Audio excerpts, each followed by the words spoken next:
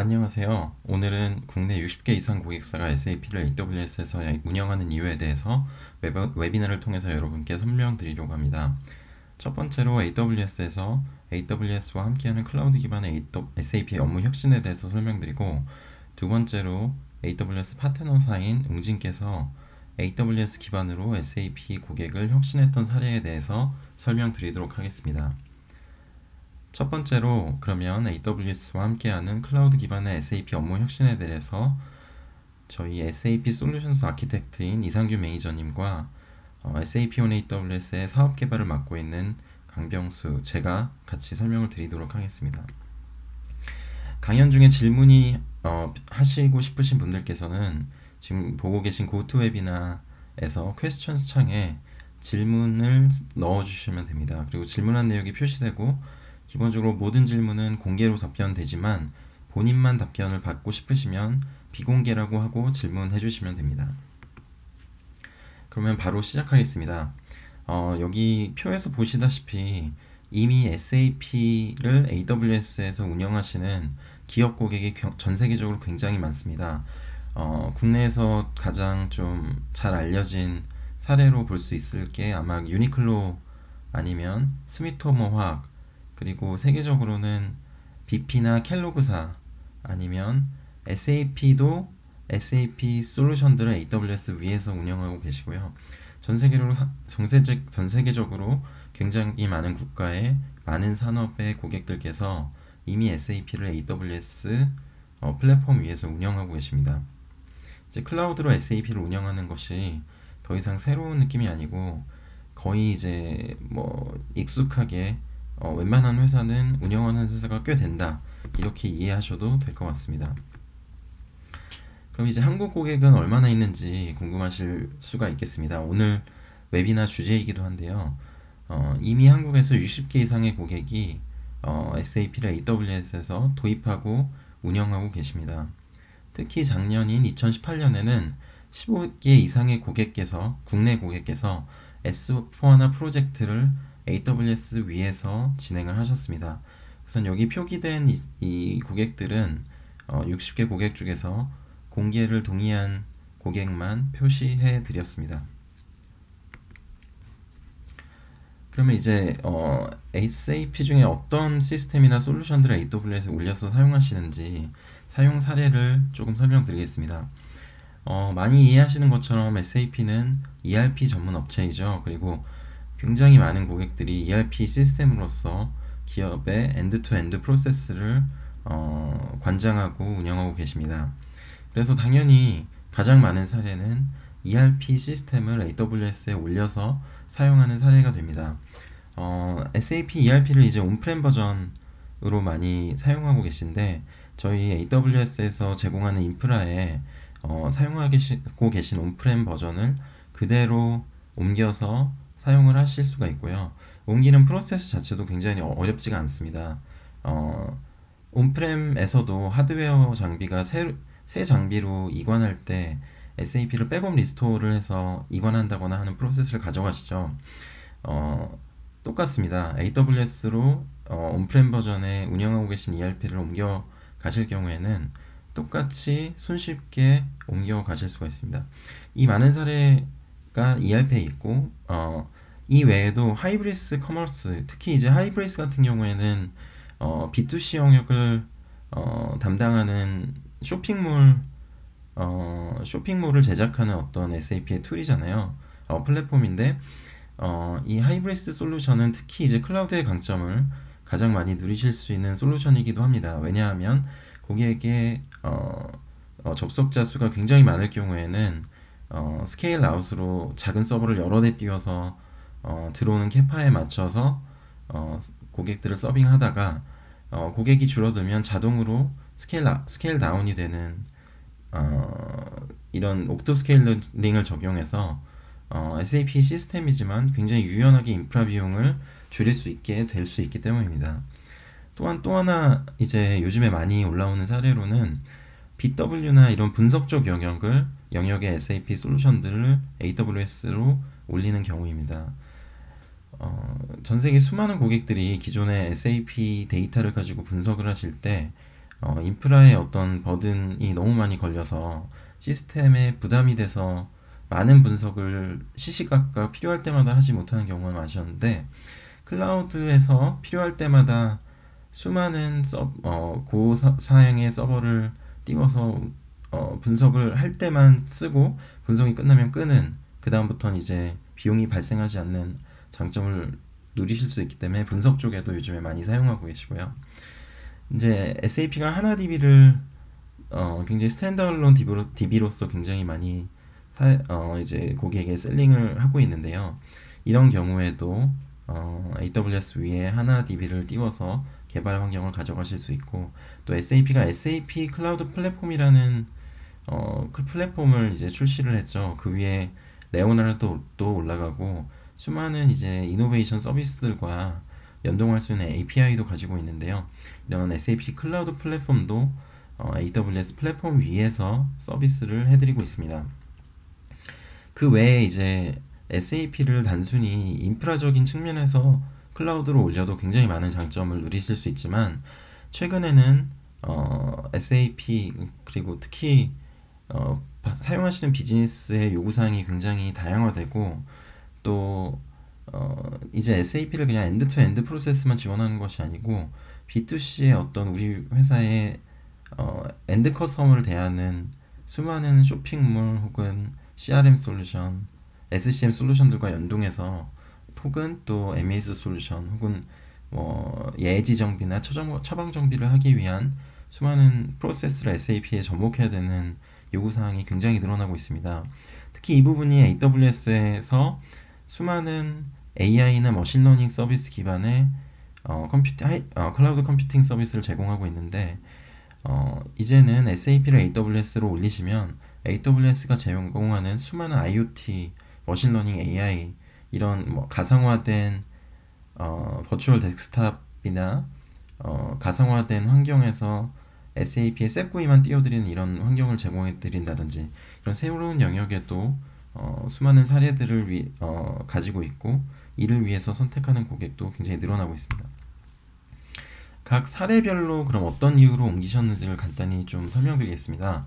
이 오른쪽에 보시면 BP나 코카콜라, 켈로그 같은 경우에는 기술 주기에 맞춰서 변경을 하신 케이스입니다. 그래서 회사 기업께서 이제 SAP를 운영하시는 온프렘 서버가 감가상각 연한을 각자 한 5년 정도 평균 가져가시는 것 같습니다. 그래서 마침 5년 주기가 돌아왔을 때 클라우드로 옮기는 경우가 굉장히 많으신 사례이고요. 요즘같이 S4하나 업그레이드, 특히 또 타사 DB 하나를 제외한 타사 DB에 대한 서포트가 2025년에 종료되기 때문에 지금 감가상각이 끝난 서버를 새 서버로 교체를 ECC 버전용으로 하시는 게 굉장히 애매한 상황일 수 있습니다. 다만 클라우드로 그런 상황에서 이전은 ECC를 그대로 하시게 되면 향후에 1, 2년 내에 S4 하나로 업그레이드를 하게 되더라도 남은 잔존 가치의 낭비 없이 차액을 지불하고 인메모리 장비용 클라우드 인프라로 갈아타실 수가 있게 됩니다. 그래서 낭비 없이 하실 수 있는 장점 때문에 하신 경우도 많고요. 기존의 데이터 센터를 운영하면서 기업들이 우리 회사의 실제 비즈니스 영역보다 오히려 어떤 고객은 인프라를 운영하는 데 더 머리를 싸매시고 고생하는 경우가 계신데, 이런 클라우드의 도움을 받으시면 데이터 센터를 탈출하셔서 인프라 영역은 클라우드 서비스의 자동화된 관리를 받으시고, 우리 회사의 원래 비즈니스에 중점적으로 집중해야 되는 영역에 집중하시기 위해서 하신 케이스가 오른쪽에 이런 고객들이 있습니다. 비즈니스 연속성 측면에서도 클라우드로 운영하시게 되면 시스템을 오히려 더 안정적으로 운영하실 수 있습니다. 왜냐면 뒤에 설명드리겠지만 HA 구조를 굉장히 더 유연하게 가져간다든지 자동화한다든지, 또 HA를 단순히 같은 물리적 공간 내에 있는 다른 서버에 하는 게 아니고 수십 킬로 떨어진 다른 가용 영역에 HA를 구성하실 수 있기 때문에 이런 지리적 리스크도 해결하실 수가 있게 되기 때문입니다. 그래서 또 그 다음 사례로는 비즈니스 모델을 요즘에 변경하는 경우가 굉장히 많습니다. 기존에는 제조를 해서 도매상에게 그냥 넘기고 끝났던 모델에서 엔드 커스터머에게 직접 렌탈을 하는 비즈니스 모델로 변경하신 사례도 굉장히 많은데요. 이렇게 비즈니스 모델을 변경할 때 SAP 시스템의 변경이 굉장히 많이 일어나게 되는데 이런 프로젝트를 할 때 클라우드 위에서 프로젝트를 하게 되면 좀 더 유연하고 빠르게 프로젝트를 할 수 있기 때문에 그런 상황에서 하신 경우도 많고요. 해외 확산을 한다던가 아니면 어떤 사업부를 매각할 때 SAP를 깔끔하게 떼준다거나 복제해서 그 해외에다 가져다 두셔야 되는 경우가 있는데 클라우드 체계에서는 스냅샷을 떠서 바로 그 해외 지사가 있는 AWS 인프라 데이터 센터에 데이터를 복제해서 띄운다든지 이런 장점을 가져가시는 경우도 많고 비즈니스 방향 변화, 특히 M&A가 요즘에 많이 일어나고 있는데 어떤 회사를 매입했을 때 그 회사를 매입하면서 SAP의 변경을 일어날 때도 많이 선택을 하고 계시고 특히 아까 말씀드린 SAP 시스템에 IoT나 AI, ML과 같은 서비스를 적용할 때 AWS가 굉장히 큰 도움을 드릴 수 있기 때문에 선택하시는 경우도 많습니다. 특히 요즘에는 S4HANA 프로젝트가 거의 프로젝트를 새로 SAP를 도입하는 건 못지않은 프로젝트가 되게 돼서 많은 비용이 발생하게 되는데 이럴 때 클라우드의 장점을 누리시면 프로젝트의 위험 비용을 굉장히 감소하실 수 있습니다. 다음으로 이제 그러면 저희가 가장 표준적이고 뭐 이상적인 아니면 가장 많이 선택하시는 SAP와 AWS 클라우드 아키텍처에 대해서 좀 설명을 드릴 텐데요. 보시면 아까 말씀드린 것처럼 프로덕션 서버를 한 곳에 가용 영역에 구성을 합니다. 그리고 여기 보시면 AP 서버가 지금 6개가 되어 있고 오토 스케일링이라는 표시가 되어서 AP 서버 7, 8번이 표시되어 있는데요. 평소에는 딱 필요한 AP 서버 6대만 운영하시다가 마감 시나 이럴 때 필요한 AP 서버가 늘어날 때 오토 스케일링으로서 AP 서버를 늘렸다가 마감이 끝나서 로드가 줄어들면 AP 서버를 줄이는 이런 장점을 통해서 한 달에 20만원 정도만의 비용으로 마감 프로세스를 단축시킬 수 있는 이런 장점을 클라우드로서도 가져가실 수 있고 또 아까 말씀드린 것처럼 HA 서버는 수십 킬로 떨어진 가용 영역 내에 만들어서 실제로 어떤 특정 지역에 지진이 난다거나 그 데이터 센터에 화재가 발생하는 상황에서는 HA 서버가 바로 옆에 있으면 그 지역적 리스크를 해소할 수가 없는데 AWS의 HA 구성을 사용하시면 가용 영역을 떨어뜨려 놔서 이런 지역적 리스크를 해소하실 수가 있습니다.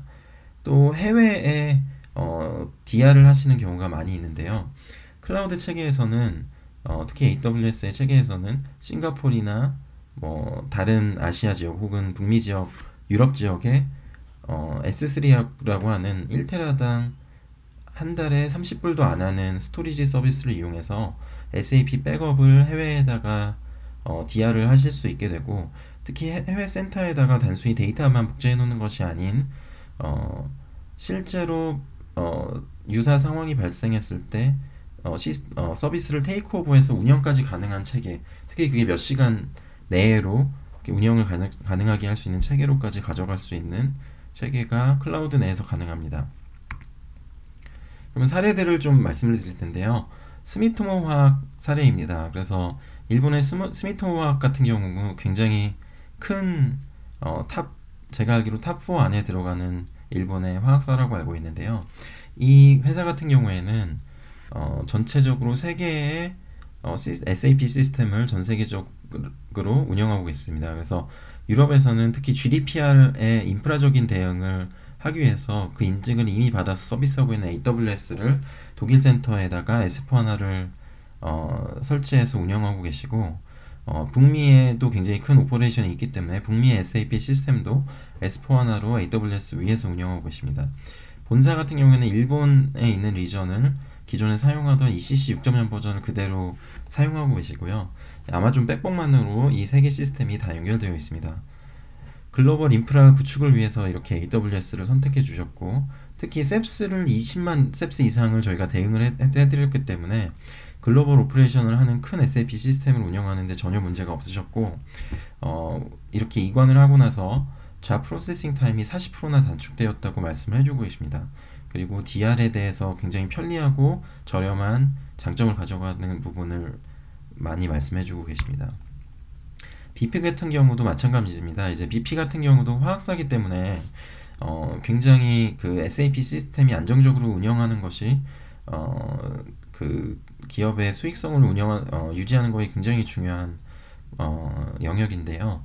BP 같은 경우도 AWS로 SAP를 운영하면서 SAP 프로비저닝을 3개월에서 1주 소요로 단축하고 SAP 유지보수 비용을 40%나 절감했다고 합니다.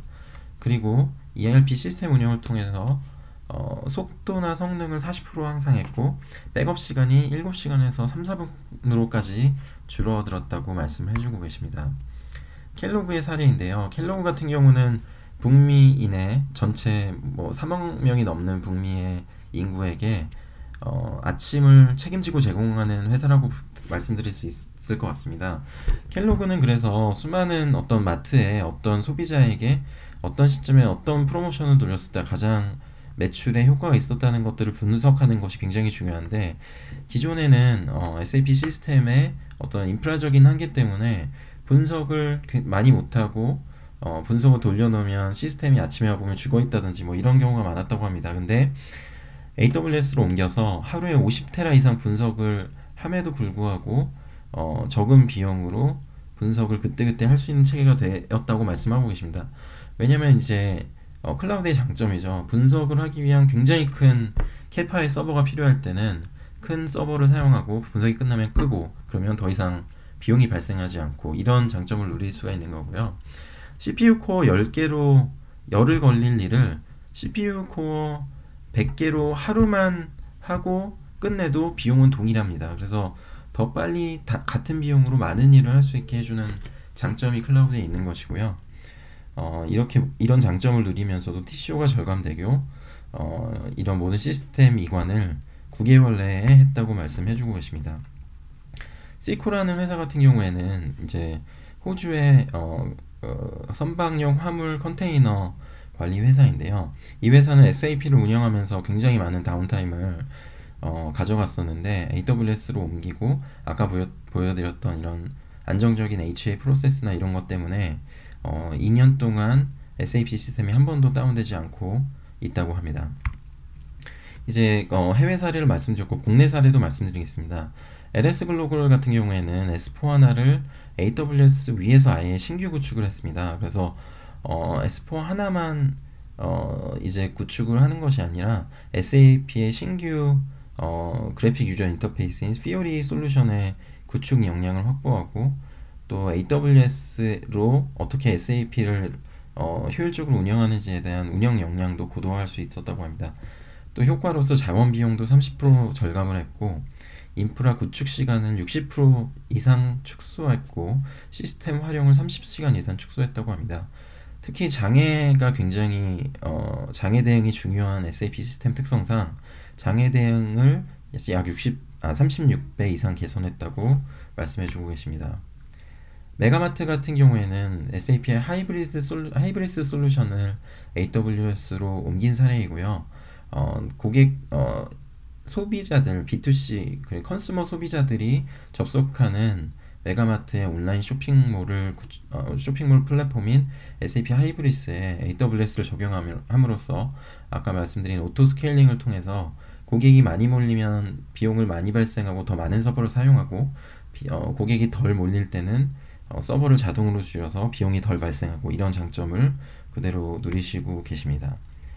환불 화장품 같은 경우에는 이제 기존의 SAP 시스템을 온프렘에서 굉장히 낡은 버전을 사용하고 계셨습니다. 그래서 4.6C 버전, 넌 유니코드, 윈도우즈 2003, 그리고 DB는 MS SQL 2005, 굉장히 낡은 버전을 사용하고 계셨는데 ERP 버전을 ECC 6.0에 인핸스먼트 패키지 7로 업그레이드하면서 유닛포드 컨버전 그리고 OS DB 업그레이드까지 하는 프로세스를 클라우드 위에서 하면서 다운타임도 줄이고, 특히 이제 프로젝트가 어떻게 잘 될지 안 될지 모르는 리스크가 있을 수도 있는 상황에서 클라우드로 프로젝트를 하면서 계속 더 클로즈하게 모니터하고, 이런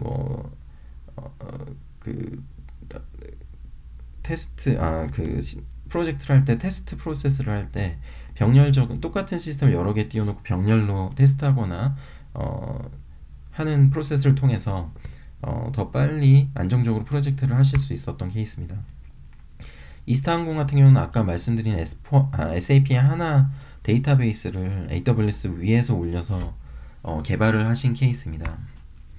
지누스는 이제 어떤 회사냐면 북미의 아마존닷컴에 침대 매트리스를 공급해서 파는 한국 매트리스 제조사입니다. 근데 이 지누스 같은 경우에는 굉장히 인기가 좋아서 아마존닷컴에서 북미에 가장 많은 매트리스를 파는 매트리스 제공 1위 업체가 되었습니다. 그리고 진수 같은 경우는 S4HANA 버전을 AWS에서 신규 구축을 했고, 여기에 이제 북미에 오히려 더 많은 이제 사용자가 있는 경우가 있을 수 있기 때문에 VDI 환경을 굉장히 낮은 인프라로 제공하는 저희 앱스트림을 사용해서 해외 접속 유저에게는 SAP GUI만 이런 가상화된 환경에서 띄워주고, 이 SAP GUI가 가상화된 환경이 SAP 서버 인프라가 있는 리전에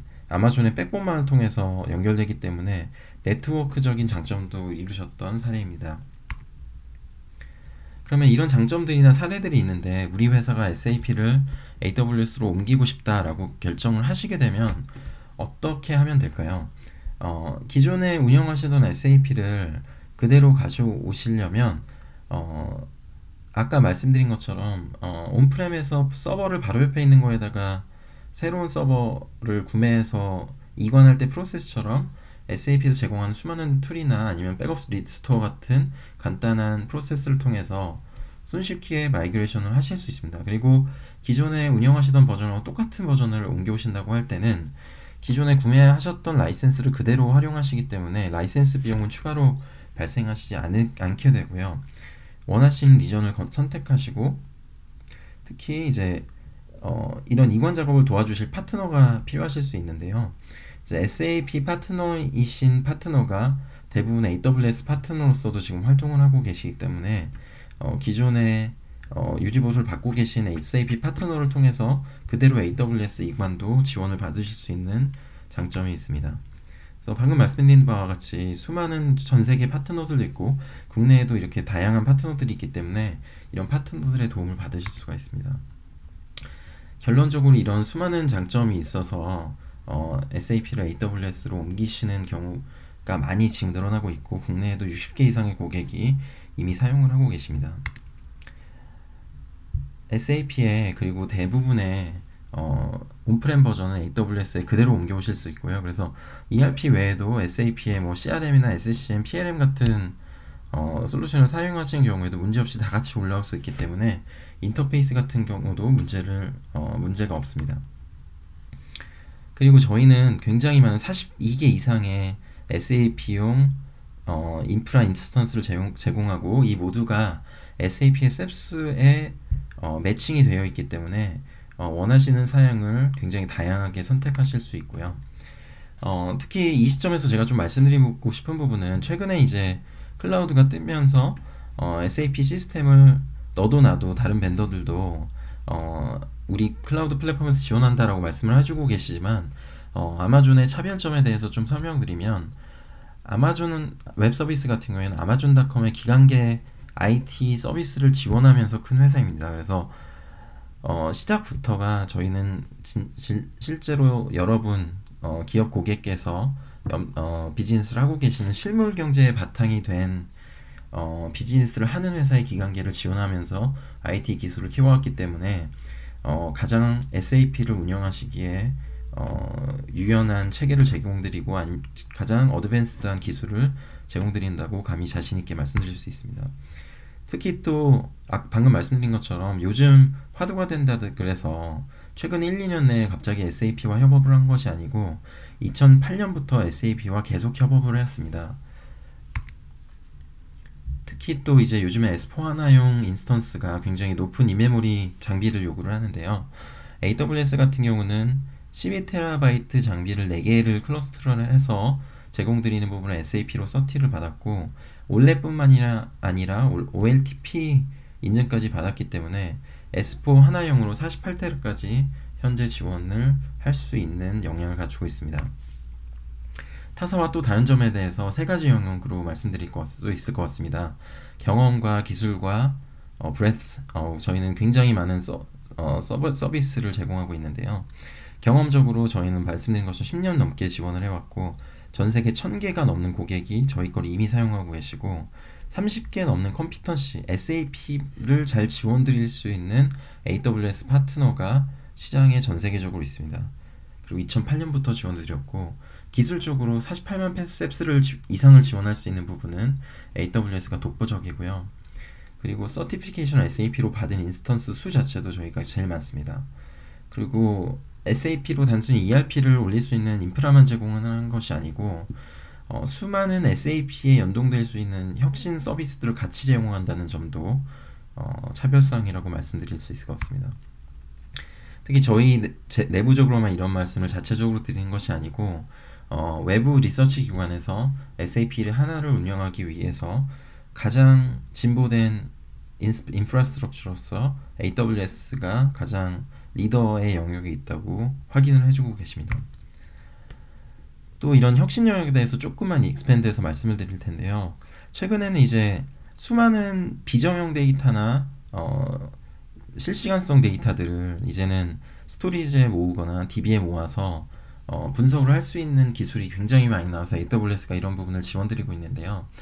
그러다 보니까 기존의 SAP에서 쏟아내는 굉장히 정제되고 고품질의 데이터와 비정형 실시간 데이터를 엮어야 되는 많은 요구가 생기고 있습니다. 특히 또 요즘에는 이런 부분을 잘해야 더 앞서 나갈 수 있는 건데요. 예를 들어서 IoT에서 쏟아내는 우리 회사 생산 라인의 장비에 대한 헬스 데이터나 지금 나오고 있는 출하되는 제품에 대한 데이터를 SAP의 백단의 원가 데이터와 어떻게 엮을 것인지 혹은 소셜미디어에서 쏟아지는 고객의 우리 제품에 대한 반응이 실제 SAP 시스템에 들어와서 박히는 오더 데이터 추이와 어떻게 연관이 있는지 뭐 이런 부분을 한다고 하면 데이터 레이크 내에다가 SAP 데이터와 이런 비정형 데이터를 같이 묶어서 손쉽고 빠르게 저렴하게 교차 분석을 하거나 여기에 또 머신러닝 기술을 넣는다거나 AI 기술을 넣는다는 게 굉장히 중요한 시대가 되고 있습니다. AWS는 특히 아마존닷컴에서 운영하고 있는 데이터 레이크의 기술력을 바탕으로 똑같은 수준의 데이터 레이크 아키텍처를 제공하고 있기 때문에 이렇게 SAP 데이터와 비정형 데이터, 실시간 데이터를 묶어서 분석할 수 있는 체계를 지원하고 있습니다. 마무리를 하면서 전 세계 1000개 이상의 지금 고객께서 SAP를 AWS에서 이미 운영하고 있다고 말씀드렸는데 그 IDG에서 그런 고객들을 대상으로 설문조사를 한 사례입니다. 가장 많은 36%의 고객들이 AWS로 SAP를 굳이 옮긴 이유가 비용 절감에 가장 큰 목적이 있다고 말씀해 주셨고 그 다음이 효율성을 강화하고 그 다음이 이제 혁신을 위해서 했다고 말씀을 해주고 계신데 2년 이상 사용한 고객들에게 다시 설문조사를 했을 때 이 파란색에 보이는 수치로서 가장 2년을 써봤더니 가장 중요한 목적은 사실은 클라우드로 인해서 효율성이 올라갔다는 점과 두 번째로는 혁신성이 증가했다는 점을 말씀해주고 계십니다. 그래서 지금 이제 한국에서도 수많은 고객들이 올라와서 쓰고 계신데 여기에서 말씀해 주시는 상황과 똑같은 상황이 되는 것 같습니다. 처음에는 이제 비용 절감에 굉장히 관심이 있으셔서 오셨지만 한 2년 정도 운영하시다 보면 AWS 위에 있는 SAP 시스템이 굉장히 유연해지기 때문에 어떤 우리 회사의 어떤 혁신 영역을 구상할 때 좀 더 유연하고 빠르게 이런 혁신을 시도해 볼 수 있다는 점을 강점으로 내세우고 계십니다. 제가 준비한 부분 여기까지이고요. 다음으로 이제 이상규 매니저님께서 SAP와 저희 AWS의 혁신 서비스들이 어떻게 묶여서 SAP 시스템을 더 혁신적으로 바꿀 수 있는지에 대한 설명과 예제를 보여드리겠습니다. 네, 그럼 바로 AWS AI 서비스로 어떻게 SAP 비즈니스 프로세스를 자동화할 수 있는지에 대해서 알아보도록 하겠습니다. 저는 AWS 코리아에서 SAP 기술을 담당하고 있는 이상규입니다. AWS 위에서 SAP를 운영하시고 또 구축하셨던 고객들께서는 점차 AWS 서비스에 대해서 익숙해지면서 AWS 서비스들로 어떻게 SAP 비즈니스 프로세스를 혁신할 수 있는지에 대해서 많은 관심을 기울이시기 시작하십니다. 조사기관에 의하면 2019년도 디지털 트랜스포메이션을 AI 서비스가 주도한다라고 발표하고 있습니다. 특히 AWS AI 서비스에 대해서 관심이 많아지고 있는데요. AWS AI 서비스는 API 형태로 제공되면서 민첩성, 유연성, 보안, 확장성을 기반으로 다양한 비즈니스 어플리케이션과 쉽게 결합할 수 있습니다. 이를 위해 사용자 중심의 UI를 제공하며 API 콜 형태로 사용하실 수 있습니다. 지금부터 소개해드릴 데모는 총 5개의 간단한 데모들인데요. 첫 번째로 소개해드릴 데모는 SAP 챗봇 데모입니다. 아마존 렉스는 알렉사라는 세상에서 가장 많이 사용되고 있는 음성 비서 서비스를 만든 AWS의 API, 챗봇 API입니다. 이 아마존 렉스를 마찬가지로 SAP 시스템과도 굉장히 쉽게 결합을 하실 수가 있습니다. 사용자께서는 아마존 렉스를 콜할 수 있는 API를 모바일이나 웹 어플리케이션에서 만드신 후 아마존 렉스와 대화형 인터페이스를 구축하신 다음에 해당 인터페이스된 결과를 AWS 람다를 통해서 RFC나 OData를 통해서 SAP ERP의 ABAP 펑션이나 OData 서비스와 연결하는 그런 아키텍처입니다. 데모를 보시면요, 간단하게 저는 꽃을 주문하는 챗봇 데모를 SAP 시스템과 연결을 했습니다. 이렇게 대화형 인터페이스를 이용해서 꽃을 주문하는 그런 프로세스를 굉장히 쉽게 구축하실 수 있고, 주문한 결과를 서머라이즈 해서 람다를 통해서 SAP에까지 전달하는 그런 데모입니다. 네, 꽃을 주문한 내역을 SAP의 SE11 테이블 코드에서 검색을 하시면은 주문한 내역이 들어간 것을 보실 수가 있습니다. 두 번째 소개해드릴 데모는 아마존 텍스트랙트입니다. 아마존 텍스트랙트는 AWS AI OCR 서비스로서 기존의 OCR 서비스가 텍스트를 단순 추출하는 것에 비해서 아마존 텍스트랙트는 딥러닝 기반으로 자연언어 처리 기능을 가미해서 키밸류 디텍션이라던가 아니면 테이블 디텍션 혹은 추출한 값에 대한 그런 코디네이트 정보를 같이 제공해주는 그런 차별점이 있습니다. 아마존 텍스트랙트는 딥러닝 기반으로 학습이 되어 있기 때문에 이렇게 사람이 인지하듯 구획별 인지가 가능하고요. 또 해당 이미지의 내용에서 테이블 형태의 표 형태의 그런 데이터가 있으면은 이것을 테이블 형태의 데이터 구조로 뽑아냈기 때문에 어떤 기존의 OCR 솔루션을 사용할 때의 그런 전처리나 후처리의 그런 번거로움이 필요가 없습니다. 키밸류가 매칭된 그런 데이터셋을 바로 뽑아낼 수도 있습니다. 이 기능을 이용해서 데모를 만들었고요. 사용자가 이미지를 S3에 업로드하고 아마존 텍스트랙트를 호출을 하면은 아마존 텍스트랙트는 업로드한 인보이스 이미지에서 키밸류 기반으로 데이터를 추출하게 됩니다. 데이터를 추출한 후 그 데이터의 정확도를 한번 다시 체크한 다음에 그 추출한 데이터셋을 가지고 SAP를 호출을 하게 됩니다. 인보이스 이미지 파일을 S3에 업로드하고 텍스트랙트를 호출한 후 텍스트랙트에서 추출한 결과값을 SAP에 던지기까지의 그 과정조차도 자동화하기 위해서 그 프로세스를 사용자 PC 환경에서 일어나는 그런 일련의 워크플로우를 UiPath라는 RPA 솔루션 위에서 통합을 했고요. 그 데이터셋을 SAP로 보낼 때 SAP에서도 각각의 워크플로우가 있지 않습니까? 그 워크플로우를 조합하기 위해서 AWS의 비즈니스 프로세스 매니지 시스템의 일종인 AWS 스텝 펑션을 이용해서 그 워크플로우를 조합하고 통합하였습니다. 네, 보시는 화면은 스텝 펑션의 그런 워크플로우를 보여주고 있고요. 데모를 보여드리면서 전체 시나리오를 설명드리겠습니다. 이 인보이스 이미지 파일을 S3에 업로드하고 텍스트를 추출하게 됩니다.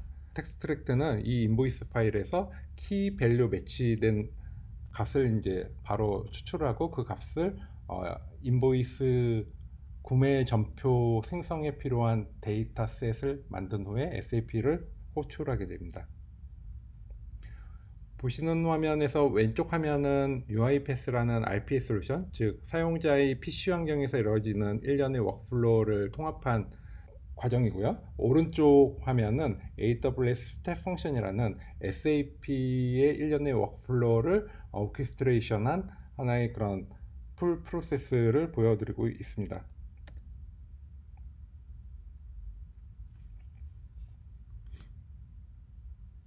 네, 이제 좀 설명을 드리자면요. UiPath에서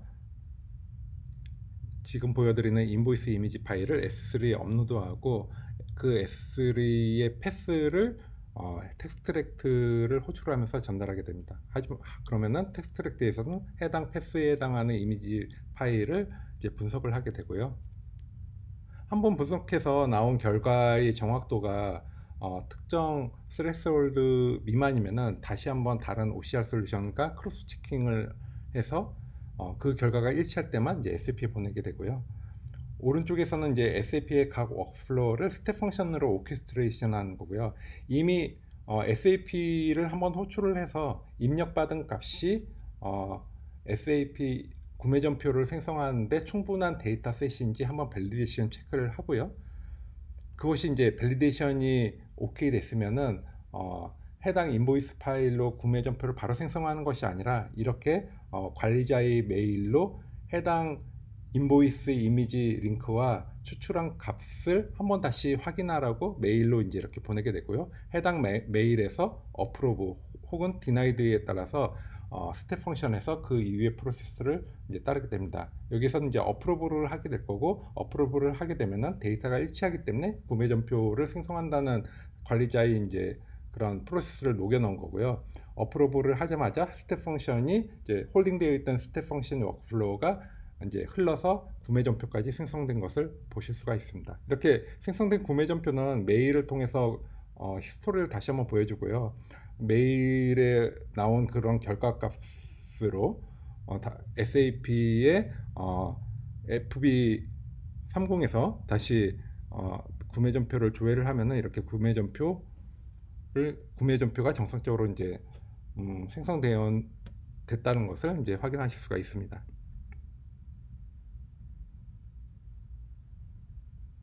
네, 텍스트랙트를 추출한 그런 인풋 값으로 자동으로 인보이스 구매 전표를 생성한 것을 확인하셨습니다. 이번에 소개해드릴 데모는 아마존 포캐스트입니다. 아마존 포캐스트는 시계열 기반의 그런 과거 히스토리 데이터를 가지고 미래의 데이터를 예측하는 완전 관리형 오토 ML 서비스입니다. 소개해드리는 아키텍처는 굉장히 간단한데요. SAP ERP에 있는 데이터를 아마존 커맨드 라인 인터페이스를 익스터널 커맨드로 SAP에 등록한 후 아밥에서 SAP의 데이터를 S3로 이제 저장을 하고요. 그 패스를 포캐스트에 이제 던지게 되면 포캐스트에서 해당 데이터, 과거의 히스토리 데이터를 가지고 트레이닝을 한 후에 이제 미래의 데이터를 보여줄 수 있도록 제공을 하는 데모입니다. 먼저 SAP에 저장되어 있는 데이터를 확인하는 과정이고요. 지금 제가 사용한 데이터는 미국 특정한 지역 내의 각 가정에서 사용하는 시간별 전기 사용량을 1년 동안 이제 저장한 데이터셋이고요. 이 데이터셋을 S3로 이제 추출하게 됩니다. 총 350여만 건의 이제 데이터셋이고요. 이 데이터를 이제 아마존 커맨드 라인 인터페이스를 통해서 이제 S3로 추출하게 되고요. 이 추출한 결과를 아마존 포캐스트를 통해서 트레이닝을 하게 됩니다. 트레이닝하는 그런 시간에는 수시간 정도가 걸리기 때문에 제가 먼저 이제 트레이닝을 했고, 제가 보여드리는 데모에서는 트레이닝한 결과를 바탕으로 과거 데이터에서 이제 미래 데이터를 예측하는 그런 과정을 이제 보여드리고 있습니다. 지금 보여드리는 화면은 아마존 포캐스트 콘솔을 이제 보여드리는 거고요. 굉장히 쉬운 인터페이스로 구성되었기 때문에 머신러닝이나 딥러닝이 전문가가 아니더라도 굉장히 쉽게 과거의 데이터를 입력함으로써 미래의 데이터를 트레이닝 하실 수 있고 또 그 결과값을 확인을 하실 수가 있습니다. 조회를 하시게 되면은 시간별로 데이터를 이제 트래킹 하려고 하고요. 지금 보여드리는 왼쪽의 회색 부분은 트레이닝에 사용됐던 이런 데이터고요. 그 오른쪽에 두 컬러로 된 그 두 개의 선이 입력되지 않은 값이지만은 과거의 데이터로 그 미래의 데이터를 예측한 그 결과를 이제 보여주고 있습니다. 이번에 소개해드릴 데모는 아마존 컴프리엔드입니다. 아마존 컴프리엔드는 사람이 사용하는 그런 문장에서 감정이나 아니면은 특정한 주제, 그리고 그 사용된 언어가 무엇인지, 핵심 문구가 무엇인지 이런 것들을 사람이 인지하듯이 데이터를 추출해서 제공해주는 서비스입니다. 이 자연어를 아마존 컴프리엔드로 입력을 하시게 되면은 아마존 컴프리엔드는 여기에 대한 토픽 모델링이라던가 아니면 키워드는 무엇인지, 각각의 단어들은 어떠한 관계가 있는지, 그리고 각 단어는 어떠한 엔터티를 갖고 있는지 이런 것들을 분석해서 사용자한테 전달해 줍니다. 데모의 시나리오는 아마존닷컴의 특정 상품평을 컴프리엔드로 보내서 해당 상품평이 긍정적인지 아니면 부정적인지 알아보는 그런 데모입니다. 제가 아마존닷컴에서 아무 상품이나 이제 클릭해서 들어갔고요. 해당 상품의 긍정적인 상품평과 부정적인 상품평을 각각 아마존 컴프리엔드로 보내서 그 결과값을 확인한 다음에 그 결과값이 긍정적인지 아니면 부정적인지에 따라서 어떤 프로세스를 분기해서 이제 보여주는 데모입니다. 긍정적이면은 그냥 히스토리만 저장을 하고, 부정적이면은 관리자한테 부정적인 상품병이 등록되었습니다 라고 메일로 한번 노티를 주는 그런 프로세스입니다. 이렇게 아마존닷컴에서 먼저 긍정적인 상품병을 이제 CSV 형태의 파일로 저장을 한 다음에 아마존 컴프리엔드로 보내보도록 하겠습니다. 아마존닷컴의 상품평을 저장한 S3의 패스를 입력한 다음에 스텝 펑션을 호출한 거고요. 스텝 펑션의 장점은 이렇게 어떠한 스텝에서 에러가 나더라도 그 스텝에서 어떠한 에러가 났는지 드릴 다운으로 확인할 수 있다는 그런 장점을 보여드리기 위해서 이렇게 일부러 제가 에러를 발생을 시켰고요. 에러를 수정한 다음에 다시 한번 스텝 펑션을 호출하도록 하겠습니다. 이렇게 호출을 하면은 상품평이 긍정적이면은 그냥 히스토리를 저장을 하고요. 부정적이면은 노티를 보내는 그런 프로세스를 스텝 펑션으로 보여드리겠습니다. 상품평이 긍정적이기 때문에 그냥 히스토리를 저장을 하고 이제 프로세스를 끝났고요. 보시는 바와 같이 이러한 상품평을 이제 입력을 했다고 하면은 그 결과값이 센티멘트 분석이 이제 포지티브하게 나온 것을 보실 수가 있습니다. 마지막으로 소개해드릴 데모는 아마존 메시 데모입니다. 아마존 메시는 기업의 민감한 정보를 자동으로 관리해주는 그런 시큐리티 AutoML 서비스인데요. 고객께서 S3에 저장하고 있는 데이터를 자동으로 관제를 하면서 해당 정보에 기업의 민감한 정보가 있다든지 개인의 민감한 정보가 있으면 그것을 관리자한테 알럿을 주는 서비스입니다. 여기에서 보여드리는 데모는 SAP FI 전표의 증빙 파일, 이미지 증빙 파일에 민감한 정보가 있을 경우 관리자한테 노티를 주는 데모이고요. 아마존 메시는 텍스트 기반의 데이터만 관제를 할 수 있지만은 앞서서 보여드린 텍스트랙트 서비스를 이용을 하면은 이미지 정보에서 텍스트를 추출을 해서 그 결과를 S3에 넣어놓고 해당 S3 버킷을 아마존 메시가 관제를 하게 되면은 이미지 파일에 민감한 정보, 기업에 민감한 정보가 있는 경우에도 관리자한테 노티를 줄 수 있는 이런 데모를 만드실 수가 있습니다. 테스트에 사용된 이미지 파일은 이런 인보이스 이미지 파일이고요. 인보이스 이미지 파일에는 주소라던가 아니면 전화번호,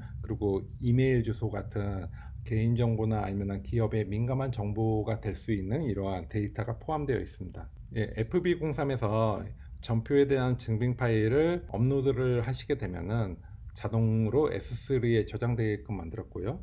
S3의 특정한 파일이 업로드가 되면은 AWS의 서버리스 서비스인 람다를 트리거 시킬 수 있습니다.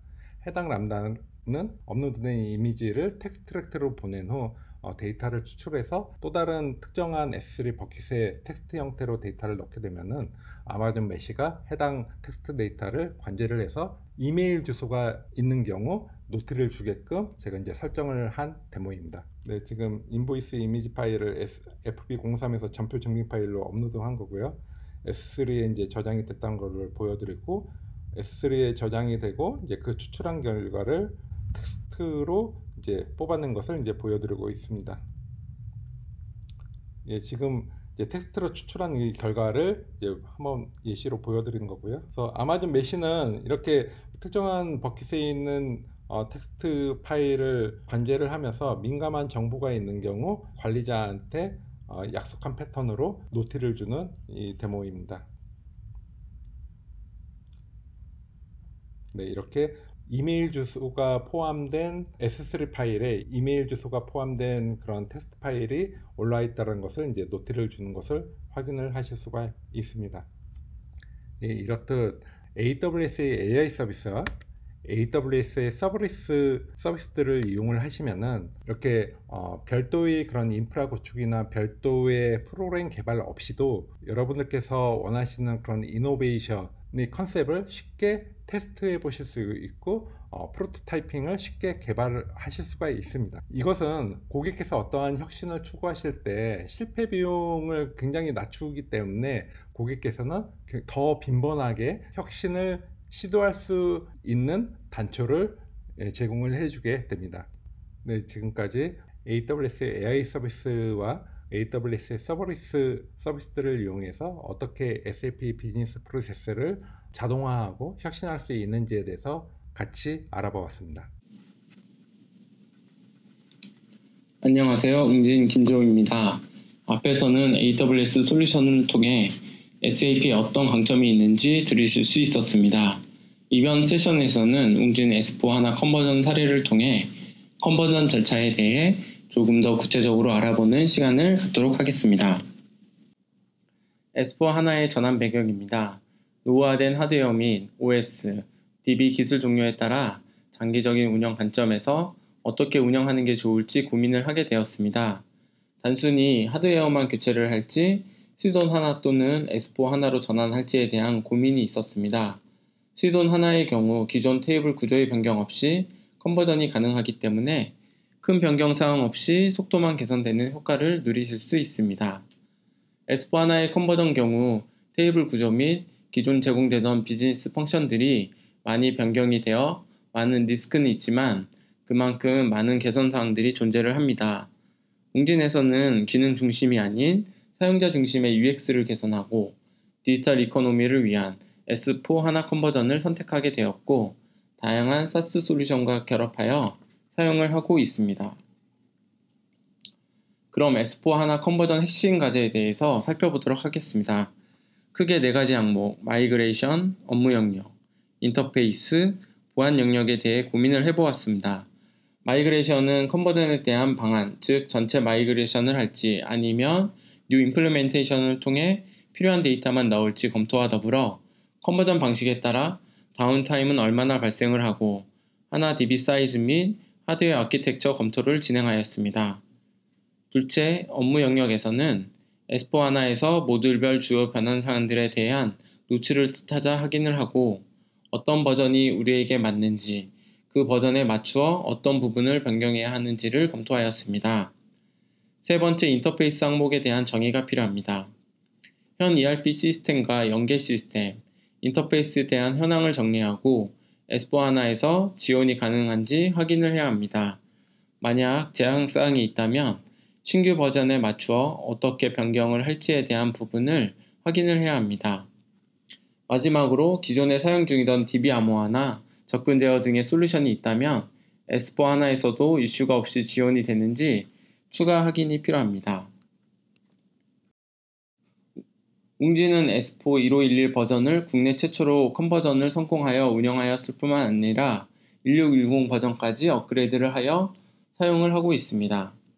또한 유사 프로젝트 경험을 통하여 S4 컨버전에 있어서는 국내에서 제일 많은 경험을 했다고 자부할 수 있습니다. 또한 SAP 영역뿐만 아니라 non-SAP 영역을 포함하여 CNCT는 매스 마이그레이션을 성공도 하였습니다. 자세한 부분들은 뒤에서 다시 한번 설명드리도록 하겠습니다. 웅진은 그 경험들을 바탕으로 웅진만의 자체 기술력을 확보하고 AWS 마이그레이션 및 AWS의 다양한 서비스 접목을 통해 미래 혁신 달성 방안 수립에 도움을 드리고 있습니다. S4 컨버전을 위한 전체 일정입니다. 준비 단계에서부터 분석, 구현, 이행 안정화를 통해 7개월이 소요가 되었습니다. 웅진의 경우 여러 개의 회사가 사용 중이다 보니 클린징 작업을 포함하여 난 유니코드 버전이었기 때문에 유니코드 컨버전 작업까지 수행하여 쉬운 일정은 아니었습니다. 중요한 부분 중에 하나가 테스트 환경인데 테스트 환경과 실제 운영 장비가 상이할 경우 최종 전환 단계에서 실패할 확률이 높아집니다. 실제 다른 프로젝트에서도 테스트 장비에서는 1차에서 3차까지 운영하는 동안 아무런 문제가 없었는데 실제 운영 장비가 동일한 OS임에도 불구하고 장비 스펙에 따른 다운타임 변동이 발생하는 부분도 생기고 다른 보안 솔루션과 충돌로 인해 오픈 당일에도 오픈 여부에 영향을 주는 일들이 있었습니다. 하지만 AWS 환경으로 미리 이전을 해놓은 경우에는 동일한 환경으로 테스트가 진행이 될 뿐 아니라 환경 변화에 대한 리스크를 최소화하여 성공적인 프로젝트 환경을 만드실 수 있습니다. 1차 테스트의 경우 마이그레이션 이슈나 사전 체크 사항들이 많기 때문에 가장 시간 소요가 많이 걸리는 부분입니다. 또한 1차 테스트에서는 단위 테스트를 통하여 프로그램이 정상적으로 작동하는지에 대한 기능 위주로 테스트가 진행이 됩니다. 2차 테스트에서는 사전 작업들을 CTS를 만들어 다운타임을 줄이고 1차에서 시간이 오래 걸렸던 부분에 대한 분석하고 해결할 수 있는 솔루션을 찾아 검증을 하게 됩니다. 또한 2차에서는 통합 테스트를 통해 데이터 흐름에 이슈가 없는지를 추가적으로 확인을 하고 인터페이스 또한 같이 확인을 하게 됩니다. 3차에서는 리허설이라고 보시면 되는데 그동안 이슈 있었던 부분과 실행 계획들이 문제가 없는지 최종적으로 검증을 하여 점검을 하게 됩니다. 테스트 서버의 경우 1, 2차에 필요한 as-is 서버와 to-be 서버들이 일시적으로 많이 사용하게 되는데 이럴 때 AWS를 사용하시면 손쉽고 빠르게 제공하실 수 있습니다. 그럼 S4HANA 컨버전에 대한 스텝별로 설명을 드리도록 하겠습니다. 빨간색으로 표시된 부분들은 S4HANA 마이그레이션 시 추가적인 스텝으로 보시면 되고 SOH 시에는 해당 스텝이 생략 또는 축소될 수 있습니다. 실제 프로젝트 시에는 리드니스 체크만 하더라도 관련된 노츠를 보시게 되면 단계별에 대한 추가적인 노츠들이 굉장히 많이 나오게 됩니다. 최근에는 리드니스 체크 2.0이 발표가 되어 추가적인 변경사항들에 대해서도 꼼꼼히 살펴보셔야 합니다. 그래도 SAP에서는 관련된 교육들을 꾸준히 진행하고 있어 참석하셔서 들어보시면 사전 검토하실 때 많은 도움이 되실 것입니다. 다음은 S4HANA 어세스먼트 서포트 단계입니다. 현재 ECC 시스템에 대한 분석 단계입니다. 현 ECC 시스템에 대한 버전과 기능들을 컨버전 가능한지 검증하고 호환이 불가능한 이슈 사항들을 사전 도출하여 적용되도록 준비하는 단계입니다. 현재 ECC 버전이 5.0이거나 난 유니코드 시스템이면 추가적인 업그레이드가 필요하기 때문에 프로젝트 기간에 영향을 줄 수 있습니다. 또한 이 단계에서는 제한 단계에서 설정해둔 S4HANA 2B 시스템에 대한 사이징 작업이 맞는지 검증을 하고 컨버전 시 하드웨어 아키텍처 문제가 없는지 검증하는 단계입니다.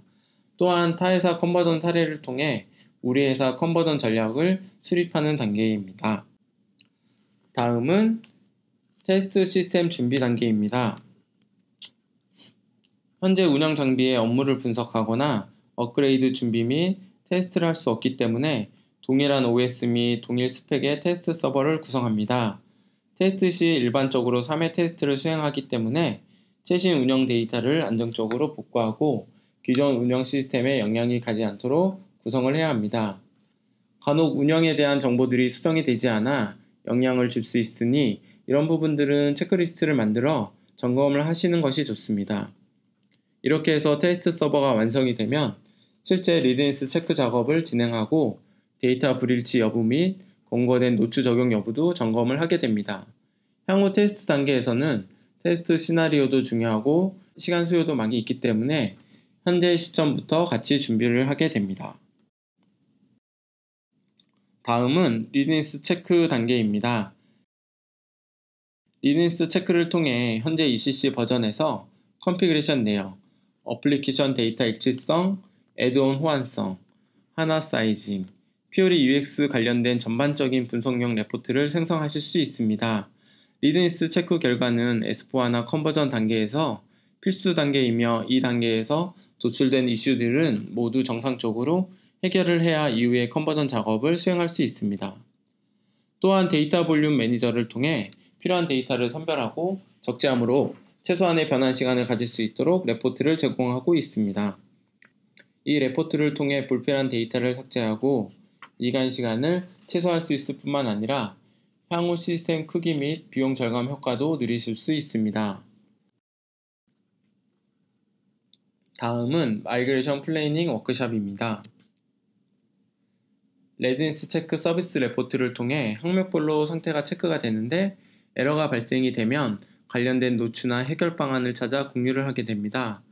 현재 진행 사항까지 이슈가 없는지 공유를 하며 고객과의 눈높이를 맞추어가는 워크숍을 진행을 하게 됩니다. 또한 CBO에 대한 변경 사항 및 향후 컨버전 작업 시 예상 이슈들을 리뷰를 하며 최초에 계획된 고라이브 일정에 영향이 없는지를 분석을 하여 공유를 하게 됩니다. 고라이브 일정은 뒤에서 하는 DB 업그레이드와 S4HANA 데이터 마이그레이션 시간도 참조를 해서 다운타임 일정도 추가적으로 업데이트를 해줘야 합니다. 다음은 CCM 단계입니다. S4HANA 컨버전 관련 영향받는 커스텀 코드를 분석하여 영향도에 대한 가시성을 확보하고 도출된 점검 유형에 따라 변경 필요 부분의 파악 및 사전 검토 작업을 진행할 수 있도록 하는 단계입니다. 이 단계에서는 기존 DB에 디펜던트한 네이티브 SQL이 사용이 되었다면 S4HANA에서 수행되지 않기 때문에 하나 DB에 사용 가능한 SQL로 변환을 해주거나 오픈 SQL을 사용하는 것을 권고드립니다. 또한 S4HANA 데이터 모델 변경에 따라 삭제되는 테이블을 참조하는 커스텀 코드 변경 작업 또한 필요하게 됩니다. 추가적으로 신텍스 에러 및 인액티브 오브젝트를 반드시 검토 수정하고 미사용 프로그램 기준으로 클렌징을 해준다면 불필요한 대상을 조금 더 정리를 하게 됩니다. 다음은 업그레이드 DB 마이그레이션입니다.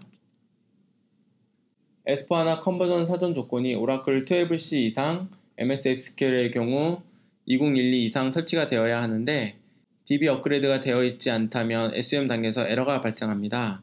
장비 노후화나 EOS된 고객분들이 많다 보니 대부분 고객사에서 업그레이드를 진행하게 됩니다. DB 업그레이드 시 기존 DB 실행 계획이 변경이 발생하는 부분들이 있어 느려지는 프로그램이 발생할 수 있으며 커널 업그레이드에 따른 추가 이슈 사항이 발생할 수 있습니다. 또한 다운타임 이슈를 고려하신다면 중간에 다운타임을 잡아 미리 한번 업그레이드를 하는 방법도 있습니다. 하지만 여러 번의 다운타임으로 사용자에게 불편이 초래가 된다면 마이그레이션 당일날 업그레이드를 진행하시는 방법도 있습니다. 다음은 S4HANA 데이터 마이그레이션입니다. 가장 중요한 스텝 중에 하나라고 볼 수 있습니다. SUM을 통해 as-is 장비의 데이터가 추출이 되고 섀도우 인스턴스가 생성이 되면서 업그레이드가 진행이 되기 때문에 실제 어플리케이션 데이터 영역이 컨버전이 발생을 합니다. 모듈별로 다양한 노출을 적용도 하고 1차에서 3차 동안 미리 정의를 해놓은 데이터들을 적용을 하게 됩니다. 또한 S4 환경에 맞추어 IMG나 데이터 일부를 마이그레이션을 진행을 하고 CTS로 생성을 하여 당일 작업에 오류를 최소화하도록 계획을 하고 있습니다. 1차에서 3차 걸쳐 만들어진 작업 계획서를 통해 진행을 하게 되는데 백업 복구 계획뿐만 아니라 전체적인 스텝을 정리를 하게 됩니다. 2단계에서는 실제 다운타임이 발생을 하기 때문에 다운타임을 어떻게 최소화하고 안정적으로 마이그레이션을 할지 여러가지 안을 두고 고민을 하게 됩니다. SUM 스텝별로 조금 더 자세히 보겠습니다.